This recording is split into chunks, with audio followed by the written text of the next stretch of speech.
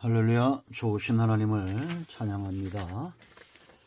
영광 감사 올려드립니다. 고난주간 7일간의 주님과의 마지막 한 주간 동행 목요일 말씀 묵상입니다. 마태복음 27장 1절로 10절 말씀, 마가복음 15장 16절로 41절, 누가복음 23장 1절로 56절, 요한복음 19장 28절로 30절 말씀을 참고합니다. 기도합니다. 영광과 감사와 찬송을 우리 하나님께 드립니다. 온 마음으로 하나님을 사랑합니다. 우리를 위해서 십자가에서 고난당하신 예수님을 흠모합니다. 주의 몸된 교회와 성도들을 주께서 위하시고 사랑하시니 감사합니다. 고난 한 주간 동안 주님과 동행하면서 이 귀한 은혜와 깨달음의 시간들을 우리에게 허락하시니 감사합니다. 말씀 가운데 큰 깨달음을 주시고 오직 주로 인하여 기뻐하며 즐거워하는 귀한 시간이 되게 하옵소서. 말씀으로 복음 가운데 깨닫기를 원합니다. 총을 낮추시고 겸손하게 하시고 오직 말씀의 도구만 되게 하옵소서. 예수님의 이름으로 사모하며 기도합니다. 아멘. 자, 27장 1절 보겠습니다. 마태복음. 새벽에 모든 대제사장과 백성의 장로들이 예수를 죽이려고 함께 의논하고 결박하여 끌고 가서 총독 빌라도에게 넘겨주니라. 그때 예수를 판 유다가 그의 정죄됨을 보고 스스로 뉘우쳐 그 은 30을 대제사장들과 장로들에게 도로 갖다 주면 이르되 내가 무죄한 피를 팔고 죄를 범하였도다 하니 그들이 이르되 그것이 우리에게 무슨 상관이야, 네가 당하라 하거늘 유다가 은을 성소에 던져놓고 물러가서 스스로 목매어 죽은지라. 대제사장들이 그 은을 거두며 이르되 이것은 핏값이라 성전고에 넣어둠이 옳지 않다 하고 의논한 후에 이것으로 토기장의 밭을 사서 나그네의 묘지를 삼았으니 그러므로 오늘날까지 그 밭을 피밭이라 일컫느니라. 이에 선지자 예레미야를 통하여 하신 말씀이 이루어졌나니 일렀으되 그들이 그 가격 매겨진 자 곧 이스라엘 자손 중에서 가격 매긴 자의 가격 곧 은 30을 가지고 토기장의 밭값으로 주었으니 이는 주께서 내게 명하신 바와 같으니라 하였더라. 아멘. 오늘 이 말씀이 우리에게 큰 은혜가 되기를 예수님 축원드립니다. 자, 27장은 예수님의 고난의 이 한 주간의 금요일의 여정이죠. 우리가 중요한 사건들을 지금 다루고 있습니다. 모든 부분들을 다 다루면 좋지만 내용이 참 많죠. 그래서 지금 예수님의 신문 받는 과정들, 또 십자가상의 사건들, 그리고 주일날 부활의 영광을 우리가 보게 될 것입니다. 자, 여러분, 오늘 27장에서 지금 누가복음, 마가복음, 마태복음, 요한복음, 사복음서에 다 이렇게 기록되어 있는데요. 우리가 여기서 깨달아야 될 가장 중요한 첫 번째는 하나님의 뜻대로 말씀대로 된다는 겁니다.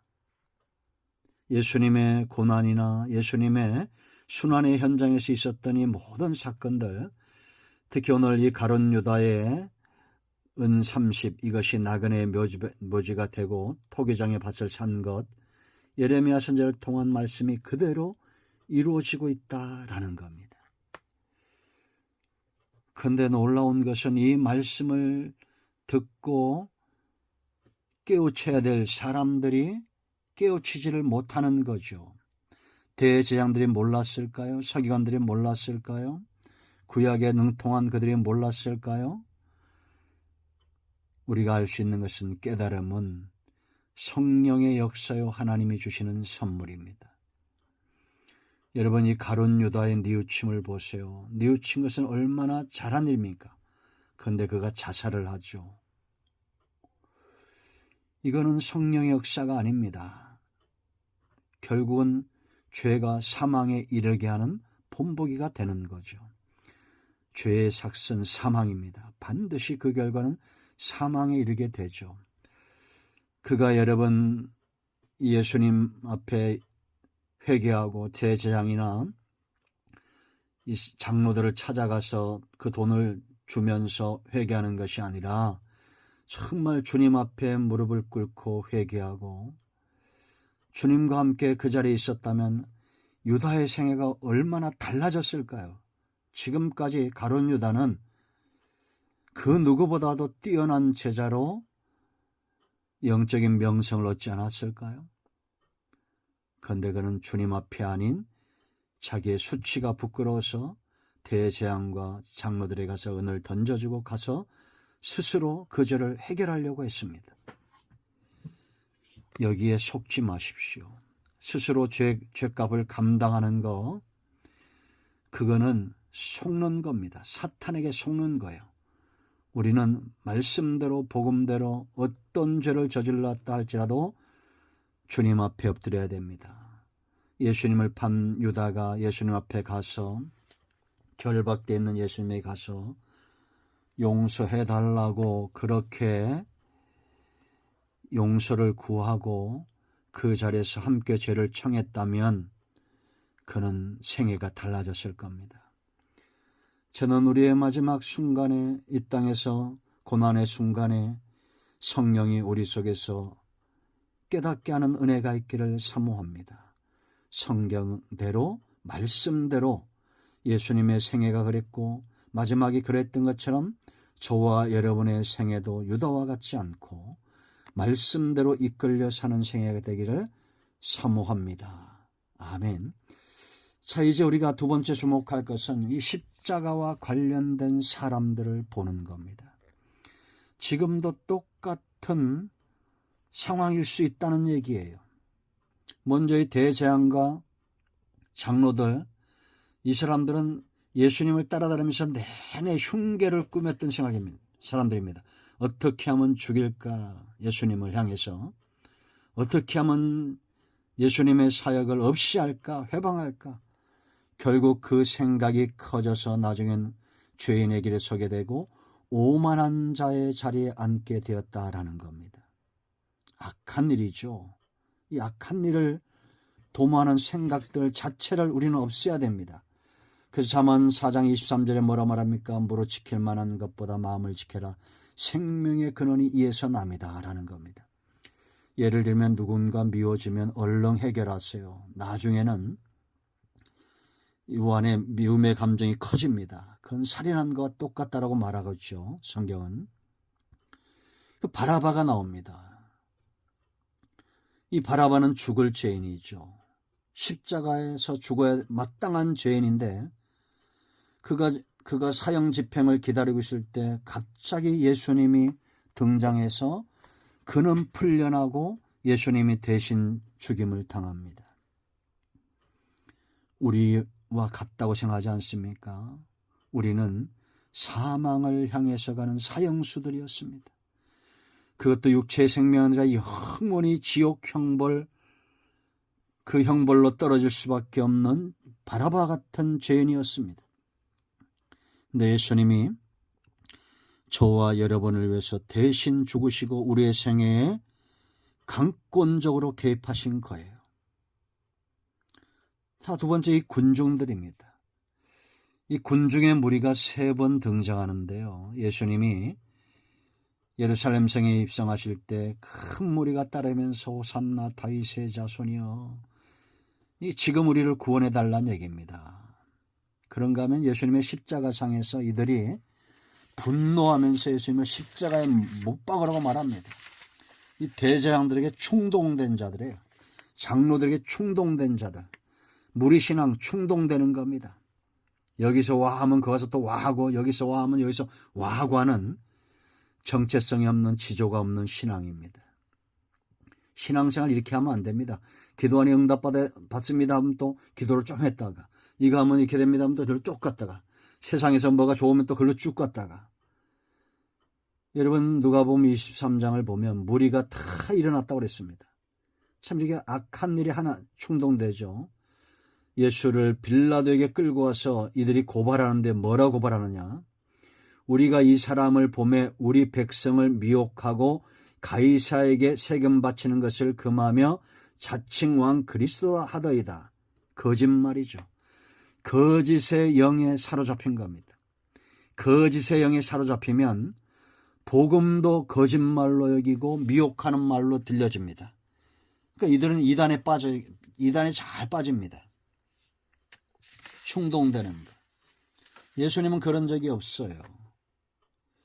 이 무리들이 또 언제 등장하냐 하면 오순절 사건 위에 큰 무리가 회심하고 돌아오죠. 성령이 역사하니까 이제는 성령에 감동된 무리들이 됩니다. 우리는 이와 같아야 될 줄로 믿습니다. 그런가 하면 여러분 마태복음 27장 24절 말씀 보면 빌라도가 손을 씻습니다. 예수님이 죄가 없다는 것을 알고도 밀란이 날까 두려워서 손을 씻으면서 그 죄를 사람들에게 책임 전가해요. 이거 잘못된 겁니다. 우리는 누군가의 발을 씻어줘야 된다고 말씀드렸죠. 책임 전가하지 마시고 사람들을 구원으로 진리는 진리다, 거짓은 거짓이다 분명히 말해야 됩니다. 그런가 하면 구레네 시몬이 나옵니다. 마태복음 27장 30절 말씀 보면 억지로 십자가를 지고 간 사람, 로마서 16장 13절 그 가정이 구원받은 가정, 바울의 동역자의 가정에 등장하죠. 여러분 억지로라도 십자가를 지셔야 됩니다. 감사함으로 지면 더 좋지만 억지로라도 내 몫의 십자가 감당하면 반드시 자손이 복을 받습니다. 이 군병들이 나오죠. 무덤을 지키는 자들. 이런 자들은 예수님을 못 받고 채찍질 뿐만 아니라 그 무덤을 지켰던 자들인데 가장 가까운 곳에서 무덤이 열리고 바위가 터지고 지진이 일어나고 땅이 흔들리는 것을 경험하고도 회심하지 않는 자들이죠. 환경, 직업의 희생양들입니다.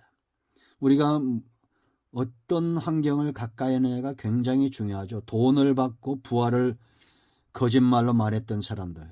참 이게 어리석은 거죠. 그러므로 여러분, 예수 믿는 사람은 군인이라도 성도가 우선이요, 의사라도 성도가 우선이요, 교사라도 경찰관이라도 어떤 직업을 가졌더라도 우리는 성도인 것이 우선일 때에 내가 있는 환경을 변화시키는 겁니다.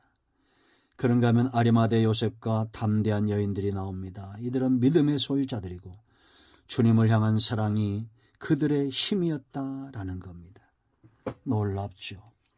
그리고 우리가 이 십자가와 관련해서 주목해야 될 것들이 휘장이 찢어졌다는 겁니다. 이제 예수님의 입에서 나온 말씀들은 내일 새벽에 더 살펴볼 겁니다.